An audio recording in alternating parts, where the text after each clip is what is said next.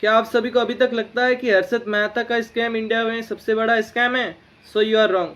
New master blaster scam mister Rajesh Mehta, जिनका अगर compare करें scam as compare to Harshad Mehta, it is 350 times more than the Harshad Mehta scam. Just imagine कितना बड़ा scam रहा होगा ये।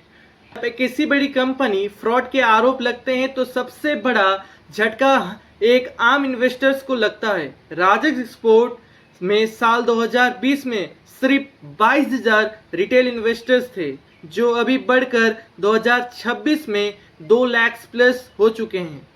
अब इस पर हमारे भारत के सबसे बड़े सरकारी संस्था LIC का भी 10.80 का बड़ा स्टैक है।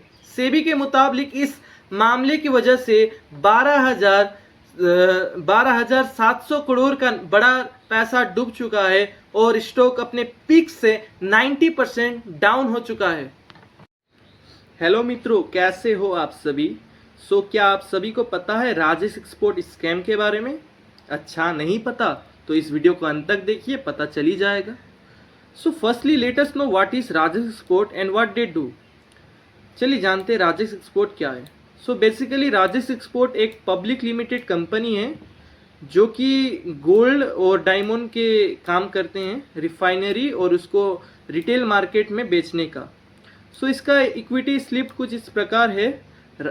मेहता फैमिली के पास 54.25% है एंड LIC के पास 10.80% है। फॉरेन इन्वेस्टर के पास इसका 14.25% है और रिटेल इन्वेस्टर के इसके पास 20.40% है। Majority is been own by Rajesh Gupta और Rajesh Mehta, so he is considered as the owner of the firm. There is a equity slip as it is a public sector enterprise.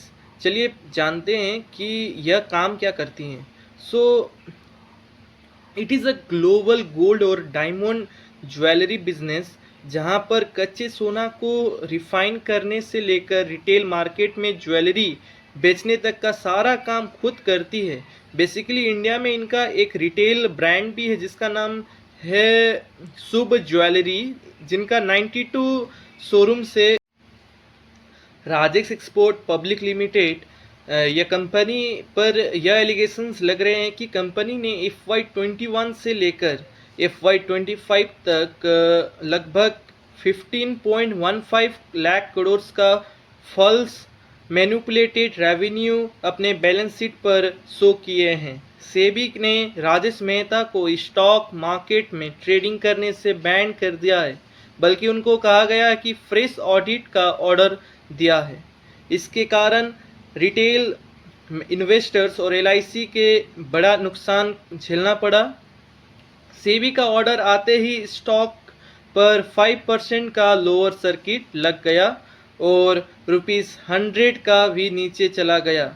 अपने ऑल टाइम हाई पिक से यह stock 90% तक crash हो चुका है। Company के owner mister Rajesh Mehta का कहना यह है कि यह कोई बड़ा फ्रॉड या स्कैम नहीं है, बल्कि यह एक कम्युनिकेशन गैप है कंपनी और सेबी के बीच।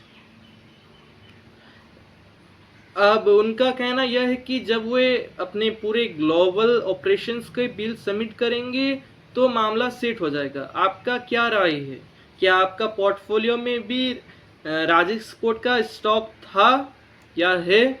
और क्या आपको लगता है कि इसमें ऑडिटर्स की भी गलती है? Let me know in the comment section.